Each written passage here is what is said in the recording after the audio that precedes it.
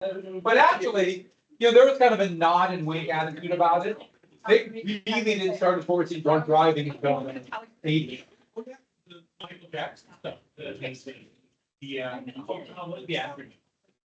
The drunk driving, yes. Yes. And the mothers against drunk driving and things like that. And he worked with them. All right, so we've had great presentations. We're gonna get going. I will do, we got, everyone did a really good job, but we gotta get going. And we have to get to Pretty Boy Floyd. We have Babyface Nelson already. It is kind of funny. Give me 1 sec. I think we're recording. Okay, this is going out to your viewing public, everybody.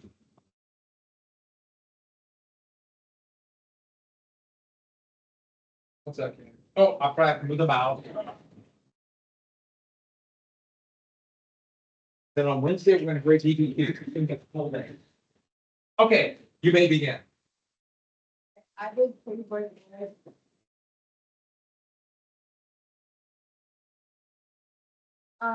Pretty Boy Floyd's real name is Charles Arthur Floyd.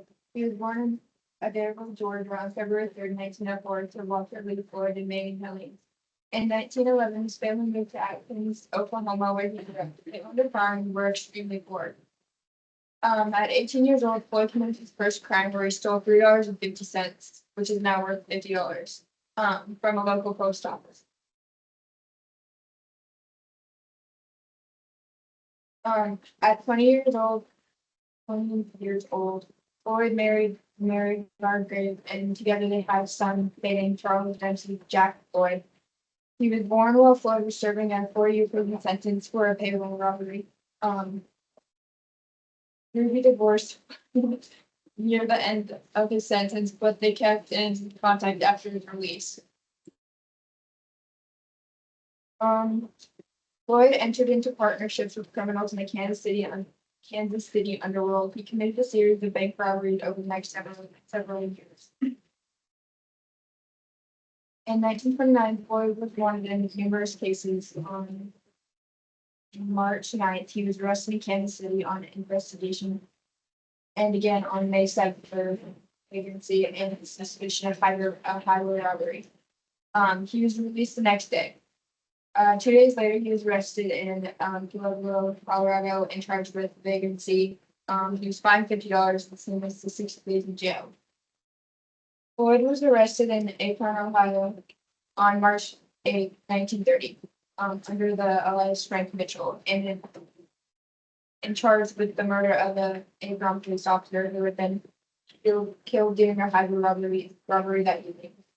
He was arrested in Toronto, Ohio, for a bank robbery and murder on May 20th. He was convicted of a Sylvania, Ohio bank robbery and sentenced on November 24th, 1930 to 12 convicted years in Ohio State prison, but he escaped. Floyd was a suspect in the death of Kansas City brothers Wally and Bull Ash, who were run runners found dead in a burning car on March 25th, 1931. Former Sheriff Earl Kelly of McIntosh, Oklahoma, was shot by Floyd while trying to arrest him on April 7, 1932. Despite his life of crime, Floyd was viewed positively by the general public. When he robbed banks, he allegedly destroyed mortgage documents. Floyd was often protected by locals of Oklahoma, who referred to him as the Robin Hood of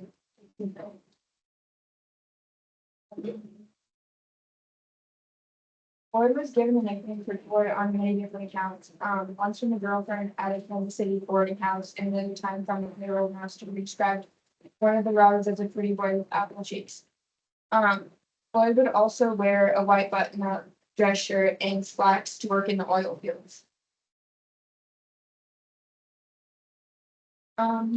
Floyd worked with Vernon Miller, a freelance prohibition and bootlegger, bank robber, and a disgraced former sheriff. He worked with Adam Machete, who was an American criminal and Depression era bank robber. He worked with Frank Nash, who was an American bank robber and has been called the most successful bank robber in the U.S. history.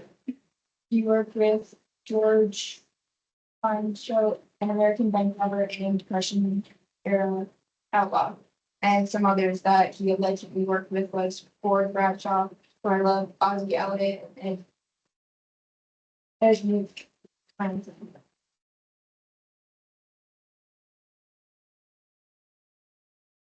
One of the most memorable events that Floyd was accused of taking part in was Kansas City Massacre. It was reported that Floyd, along with Vernon Miller and Adam Machete, attempted to prevent their friend Frank Nash from being returned to the U.S. penitentiary located in Leavenworth, Kansas. In an elaborate plot to free Nash, the gang proceeded to release firearm officials who were guarding the convict on the morning of June 17, 1933. At the Union Railway Station in Kansas City, Missouri, Nash got caught in crossfire and died, along with two officers, a police chief, and a FBI agent. After John Dillinger was caught and killed, Floyd became public enemy #1, and 23,000 pound was offered for his capture, dead or alive. Floyd avoided the authorities for more than a year after the massacre, using no less Mr. Jordan Sanders and going into hiding with Machete and two women, Rose and the Bear. Dr. Kansas City. Floyd died in East Liverpool, Ohio on October 22nd, 1934. Law enforcement officials were tipped off that suspicious characters were lurking just outside of town. Two FBI agents left in an ambulance, but Floyd died 15 minutes later. Floyd saw them coming and started running, but was shot twice. It was unclear who exactly killed Floyd, but both the FBI and local law enforcement officials took credit. His last words reportedly being, "I'm done for, you hit me twice." His funeral was attended by at least 20,000 people, and was the largest funeral in the country. Fireworks accident. And how many times was he in prison? Just once or a couple times? There was a couple times, and then but like a lot of his crimes he was like never charged for. They just like And he escaped from one in Ohio, right? he was charged 15 years, but escaped that one. Yeah, he had an amazing life. Good job.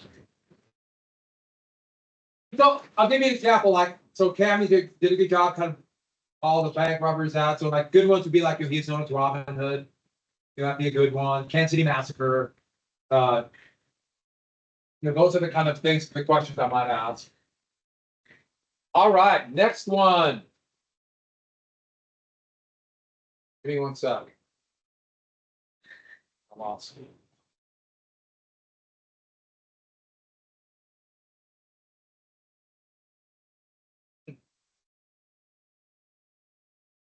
Give me 1 sec, everybody.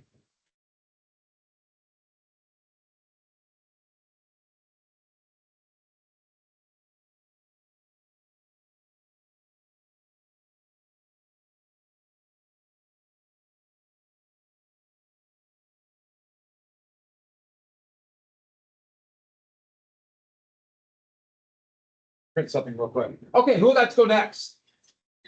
Go, you're up. And you are the Luigi, see that. Luigi. I'm just talking to somebody. Learning in South.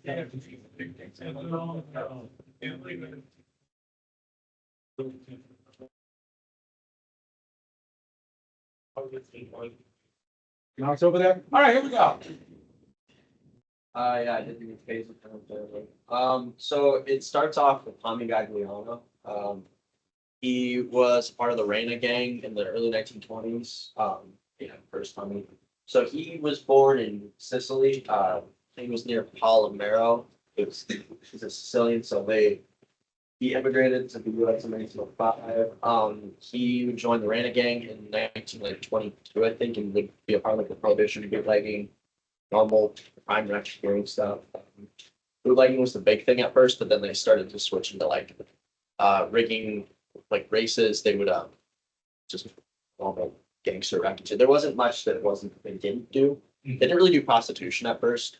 But Gagliano was kind of like an underboss for a bit. But they would take part in the Castle Marie's War. He would be on the winning side, the Maranzano side. And that's how he became one of like the head families. So the Gagliano family became the Lucchese family. This Lucchese was his underboss for 20 years. Yeah, Reina. He died in 1951. They're not entirely sure what he died from. I think it was a heart problem, similar to what Lucchese would die from. Or no, Lucchese did.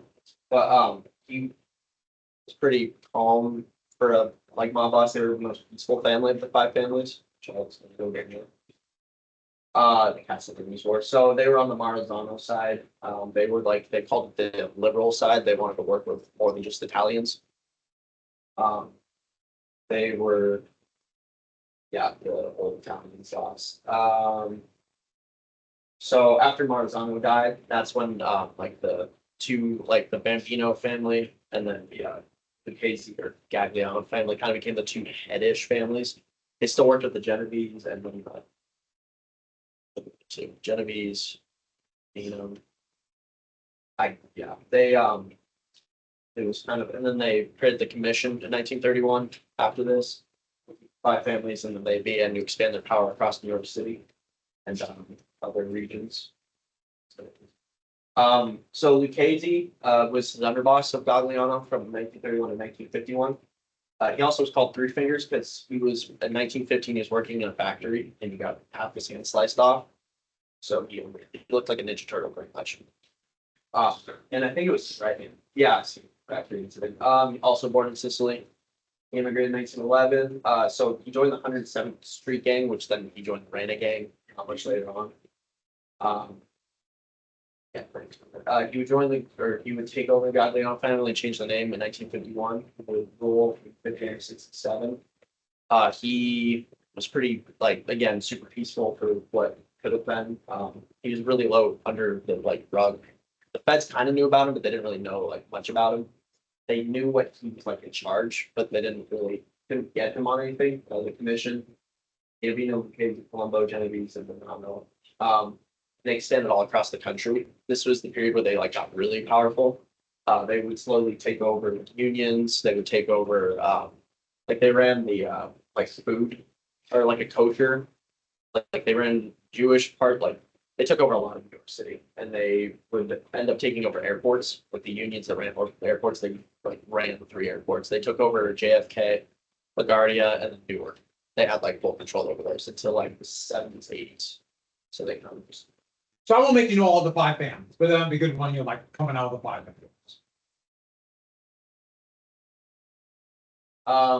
So after Lucchese died in 67 due to brain tumor, Tony Doxcarolo would be like there was a guy in between, but he wasn't really important. His name was Carmine Terramonti. All he did was traffic heroin and got caught. So he ruled from 67 to 73.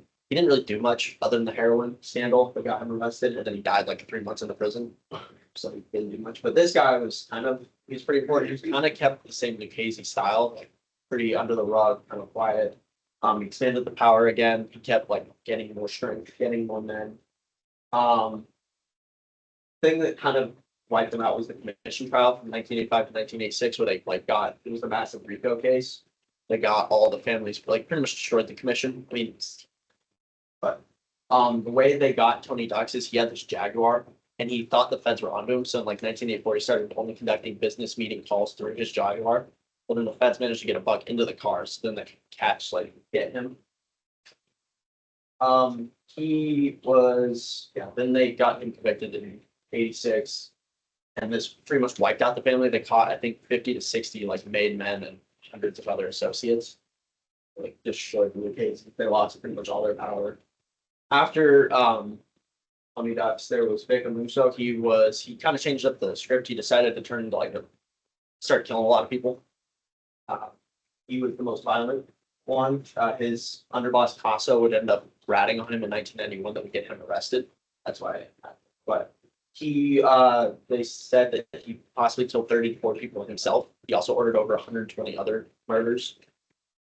He also called the Black Jersey Order. So there was different like factions of the family. They had one in Vegas. The other biggest one was in New Jersey, and he wanted all of the bosses pretty much taken out so they could take over the Jersey faction. But they didn't show up, the Jersey people. So they were supposed to have a meeting, and then they just didn't show up, and then they turned into federal informants. So that helped him also get arrested. He's a bad guy. He's still in charge while in prison. He's still alive. So he's like the official boss, but there's acting bosses that are kind of whatever. But he also had two officers commit about 8 crimes and murders for him that they're also in prison. I can't remember their names. He pretty much extorted their families. One of them, he kidnapped one of their children. Or he ordered it. But he's a bad guy. He was definitely the worst one. And he's still alive. He's in Indiana, I think he's in one of the like big ones. Yeah. So they did clothes manufacturing, coaching, yeah, JFK, LaGuardia, Newark. Construction was a big thing. Also waste management. I forgot to put that up there. They had three. And they also had control over, I think it was not the Times, but the other New York like big newspaper for a while. Evening News. I think so. No, it's something like they had a Herald. Actually, I remember. they had like full control over one and like partial control over it. And then so that's also big, that's something so or, yeah. That's like 1995 when he was like formally played with. So they're still around to this day. Actually, they're pretty much irrelevant. Like they still do like illegal gambling and stuff. It's nothing like they once had. Yeah, right now there's believed to be about 25 like made men, so like formally a part of the family. But on April 10th this year, there was another arrest that got so 6 made men and then 24 associates. Like just a couple of weeks ago, they had just gotten it was a massive loan sharking thing they had done. They got this. So a lot of like the mafia movies you see, they're kind of what they pull from, like The Godfather, which I didn't know had a video game. Goodfellas also is kind of based. The Sopranos especially was based upon it. Also in GTA 4, like one of the families in the game is like based upon the Lucchese's. Because there's like and at their height, so I saw some estimates of like 180 people, like officially part of the family, but I don't know what the median one was 110 to 140. And they believe to have over 1,000 associates. Like, and that was like 60s day, like 86. That's because when Lucchese like got all his power, and then after Tony left, but now I think it's very small compared to what it was, and they don't have much control. Like they kind of are centralized in Manhattan now. They were across like northern New Jersey, but that's pretty much wiped out too. So they're pretty popular. That's that. I didn't see the last arrest. That's. Yeah, no, they just right as it was. I think the second to last day we were working on it, I saw it. So Glad you put that in for loan sharking. yeah, loan That's a sharking. big business. It was like an extortion plus loan sharking, but it's mostly loan sharking. Why just stop on loan sharking? Yeah, So pretty much everything we went through about organized crime they and did. racketeering, they They did. Yeah. They weren't again prostitution. They weren't very big on. But had the rest- rest. Yeah, well, they also didn't kill that many people until so, but yeah, they went from the most peaceful to the most violent. Oh, also, I forgot to mention the Gambino family, and then we're very close because Lucchese's daughter married Gambino's son in 1964. It's kind of like these royal families. Kind of, yeah, and that's kind of why they were so close. It's that marriage, and then they were so close after Lucchese's death. So they kind of exploded, but yeah. That's pretty interesting. They're involved in everything. All right, good job. Nice. Pretty good ones already. Let's go now. Okay.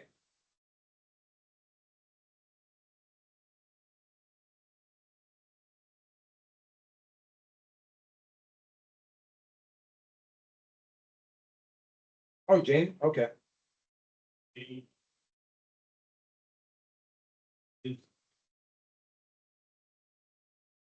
Murder Inc. All right. Give me 1 sec. Go.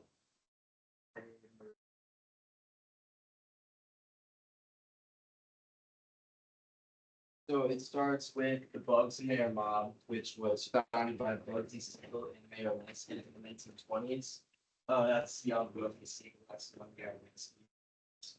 Bugsy throughout the years. And they just did, they weren't that big as a gang, until they worked with Lucky Luciano, who was the leader of the mob, the commission. And they began working a little closely, and then Mayor Lansky and Lucky Luciano came together and they created the National Crime Syndicate. And they renamed the Bugs and Mayor Mob to Murder Inc. after the creation of the National Crime Syndicate. And together, Murder Inc. and the Commission were basically the arms of the National Crime Syndicate doing all their work. So basically, how they would recruit is they just looked for potential mobsters in all working class neighborhoods, specifically Jewish or Italian. They were all over Manhattan and Brooklyn. Members included several members of the Italian American Mafia, and Jewish mob, and just other criminal organizations in New York. They would try and recruit people by putting out murder contracts and just like paying people to do crime, basically. And they just allowed high pay if you would work for them, law benefits, protection from other criminal organizations, and your family would also get protection. And their main base was located at this candy store. And that just, I don't know, maybe if people like candy, they could hook some customers they can mob to. But up there we have Terry Strauss, Happy Mile, and Shank Abrahando. And here's a picture of some of the founding members of Murder Inc. And this is actually police lineup, and they got busted. And Gura Shapiro was saying to the cops in this picture, "You can't do nothing to us," as they're in the lineup. So these are just all like the main members that I'm gonna cover. There's a lot more. But basically, we have Mayor Lansky and Bugsy Siegel. They founded Murder Inc., but then Mayor Lansky kind of had less to do with Murder Inc. He did more with the National Crime Syndicate, kind of like higher level crime. Bugsy was basically just like the founder, sole founder now. He kind of just hung around the base and made sure everything was going well. But the actual leader of Murder Inc. was him, Walter. Murder Inc. was split into two factions: the Jewish Brownville Boys, which looked in the Brownsville neighborhood, and that was led by Kid Twist. He reported to the plan, and the Italian Ocean Hill Cruisers, which was led by Happy. He reported to Les co-leader and state for that.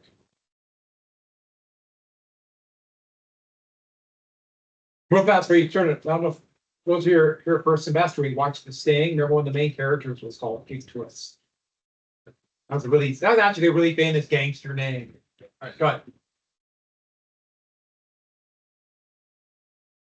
For crimes. So, Murder Inc. They did around, that people don't actually know, it's anywhere from 400 to 1,000 contract killings for the National Crime Syndicate. But what really kind of made them blow up was the murder of Officer Dutch Schultz. Basically, Thomas Dewey, some people may know him, ran for president. Before he ran for president, got into politics, he was a big time prosecutor. He was actually really famous for being a big time gang buster. He got down on a lot of organized crime. And Dutch Schultz didn't like how close he was getting to the murder case. And he wanted to assassinate Dewey. And Murder Inc. basically told him no. Like, that's gonna attract way too much attention. But he tried to go for it anyway. And so they took Dutch out with making too many things. He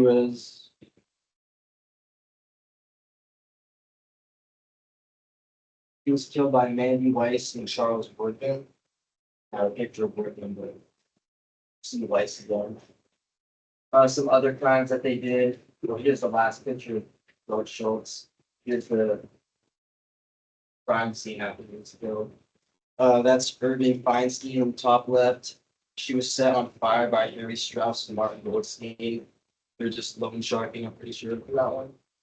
Up there, top right, was Walter Sage. Basically, he was racketeering against the mob, and the leader left, hacked him with an ice pick, and then tied him to a slot machine to warn everyone. The guy here in the middle, that was Joseph Rosen. He was a candy shop owner. And this was the murder that basically caused the downfall of murder Inc. because this is when the evidence started stacking up. Lev basically stabbed him in the eye with an ice pick, I think. But I don't remember what. Yeah, it was also some bullshit. And then you got George Ravnick. Basically, he was accused of being a police informer.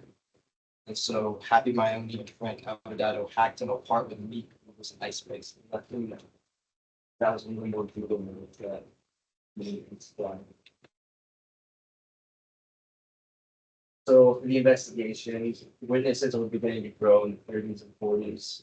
Members began to give into police bribes. Most famously being Kid Twist. They got Kid Twist to crack. There he is, happily telling them everything they want to know. But then shortly after that, he was mysteriously found dead. He was falling off his balcony. It's still ruled as an accident. Literally right after. That's the picture of him.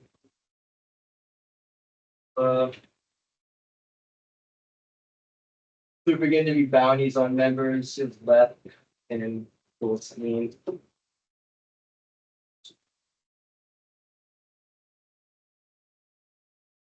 Here's some police investigators checking out crimes scene number Inc. There's that being walked by the FBI director, J. Edgar.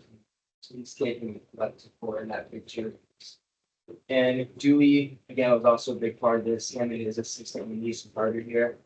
They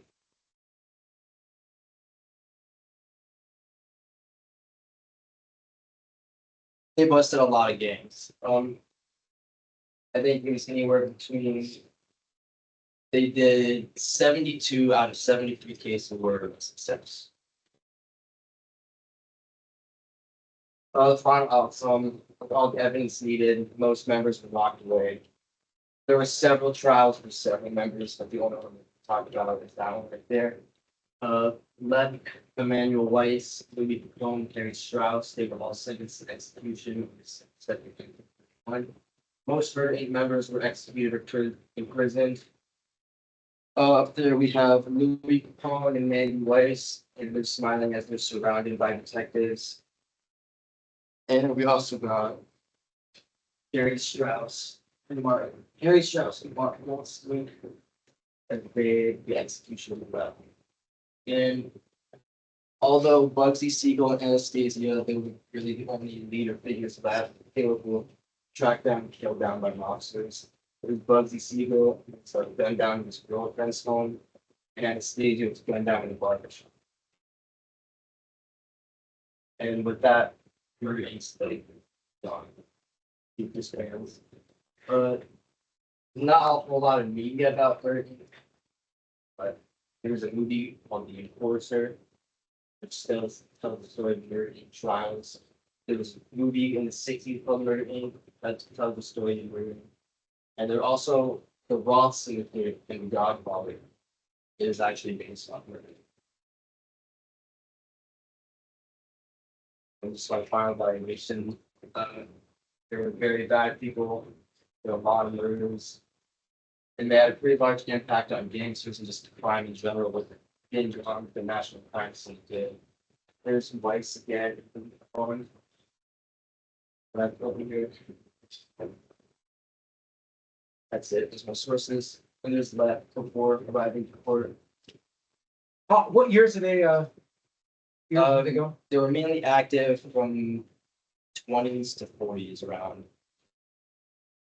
And how many people again did they kill? Anywhere from 400 to 1,000. They were all like murder contracts. And you really took a stand by saying they're bad. Yeah. I mean, you really went out on a limb. That's almost a murder a day.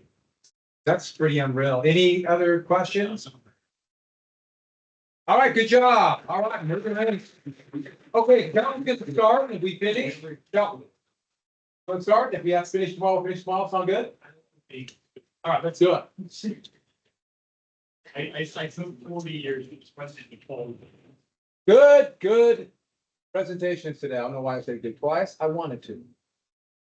Wanted to emphasize.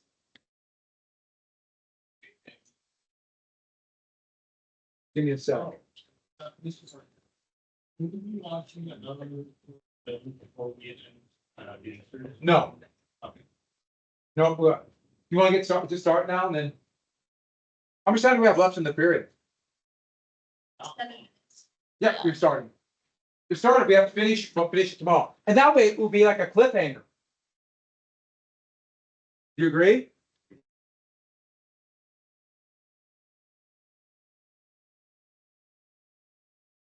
What did you do again? Vito Genovese. Oh, I got it right here. All right. Give me 1 sec. Go. Okay, so I did Genovese. He was born on November 21st, 1897 in Tofino, Italy, which is little, it's around Rome somewhere. When he was 15 in 1912, they moved to Little Italy in New York City. And he was pretty much a good kid. And then at age 19, he got convicted on illegal possession of a firearm and he got sentenced to a year in jail. In which, in jail, he met Charles Luciano. And then they got out, they kept in touch, and they started working for Giuseppe Mazzeria, otherwise known as Joe the Boss, who was the head of this little crime gang. And up in the corner on the right is Lucky Luciano, and on the left is Joe the Boss. And that is, on the far left is Vito Genovese when he was like getting for watch. He was pretty quiet in the 20s, and then in the 30s, when the Castellameres War broke out, he obviously worked for Giuseppe Mazzeria. And then he got sentenced to a year in jail for counterfeiting right before this broke out. And then when he got out in 1931, he allegedly killed a guy named Gaetano Reda, who was also the leader of a crime gang. And then he was introduced to Salvatore Maranzano by Lucky Luciano, who exposed this whole plot. They're going to end the Castellamare War by killing Joe the Boss. So what happened was they went to a bar and they were playing cards with him. There were like 6 people there. Luciano got up to go to the bathroom, and as soon as he left and shut the door, Vito and 4 other people pulled out the gun and all shot Joe the Boss like 5 times, and he died. It was really sad. And then they all ran away. The police came. Luciano came out of the bathroom. He was like, "Whoa, what happened here?" That's like outside the bar when the cops pulled up. They're like, "What happened here?"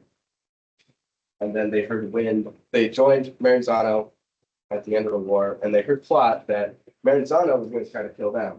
So what they decided to do was they put together a team to get to him first, and he, Luciano, and the others associated with the Syria murder hired a Jewish gangster, one for each of them, who didn't look anything like him. But Maranzano's people didn't really know what Genovese and Luciano and the rest of the gang looked like. So they sent the 4 Jewish lobsters to where Maranzano was, and he told them to come to the secret location. And the Jewish lobsters killed Maranzano on September 10th, 1931. And with this power gap, Luciano took over and became the Luciano crime family, and Vito Genovese was appointed to the number 2 spot. Also during this time, Vito's wife died of tuberculosis, and so he announced his intentions to marry this woman named Anna Patillo. And then her husband, named Gerard Bruno Tico, mysteriously turned up dead 2 days later, hanging from like a roof. That was really odd. So he's got this new wife now. And he killed this guy named Ferdinand Bocchia, who was another gangster he worked with, and they basically scammed a bunch of people in gambling, and they made out with $150,000. Ferdinand wanted $35K for introducing Genovese to these wealthy people, and Genovese said no, and then shot him on September 19th, 1934. And then during this time, Luciano got sentenced to 30 to 50 years in prison for like all the different rackets that he got exposed for. And so Vito took over. It's the Genovese family now. And the first thing he does is immediately go to Italy. That he doesn't get prosecuted for the Foggia murder. Well, it's in Italy. He befriends Galeazzo Ciano, who is the stepson of Benito Mussolini, their son-in-law, not stepson. And he's making donations to the fascist party to kind of be friends with Mr. Mussolini, but he wouldn't get deported back to America because he's probably going to go to like jail for that murder he did. And so in 1943, this journalist kind of put it all together. Carlo Tresca, who's right there, and was like, maybe this guy who's the head of the crime family killed someone. And Vito was like, no, that wasn't me. And then immediately ordered a hit on Carlo Tresca. He's a good guy. When the U.S. invaded Italy in World War II, he immediately switched sides and was like, no, I've been on your side all along. And he worked for the army as an interpreter. And being, in the army now, he's got access to all the supplies and food. So he did the only thing he knew how to do, and he started a black market with the army goods. Real sneaky. So Ernest Rumpolo in 1945 was a gangster in the now Genovese crime family. Told cops that Genovese killed Bernadette Bocchia, and this crime agent named Orange C. Dickey was trying to get him back. And so they told the army police to find something to arrest him on. So they arrested him for the black market that they knew about all along, but they just let it happen. And after many months of work, in June of 1945, they finally got Vito back to American soil, despite numerous threats and attempted bribes from superiors above him and Vito Genovese himself.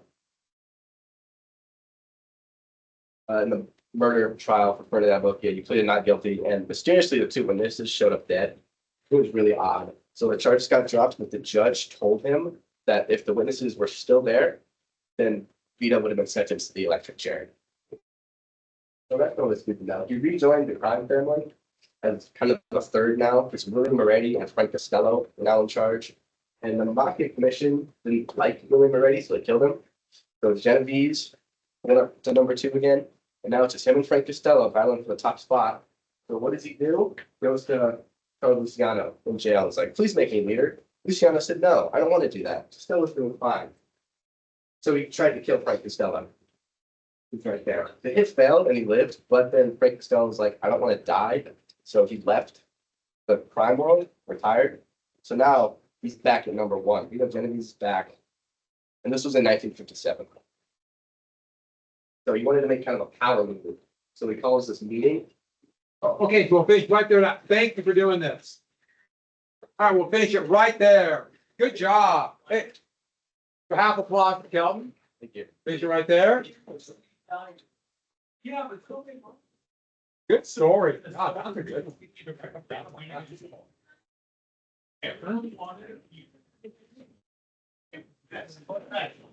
Oh, yeah. Oh, we did more.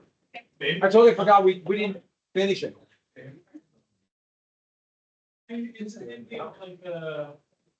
I know, you got a lot in there. I know, I looked at your face, I thought, oh God, that's much in the trouble. You tried it all together. Give me. But Don't worry. every couple elections, he would get by with the vaccine corporation. It's just, That's fine. And then talk a little bit about you, how they're all kind of tied up.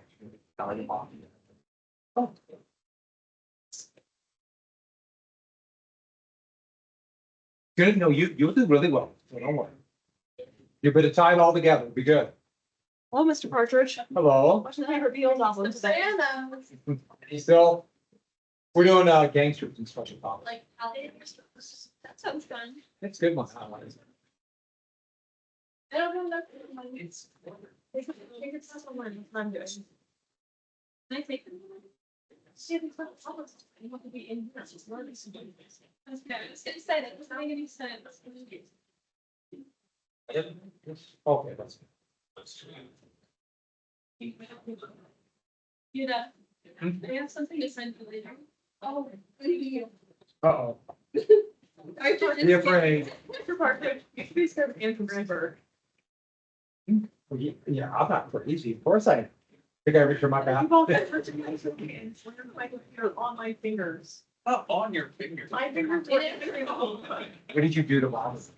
I was sitting across from him peacefully doing my first homework, when this medicine person comes over and slams his ear right into my fingers. Huh? Skin for reading quiz. You didn't like anyways. Okay, well, Bye, guys. goodbye, all right, and hello. Hello. I don't know what I'm gonna do. It's like there's- it's gonna-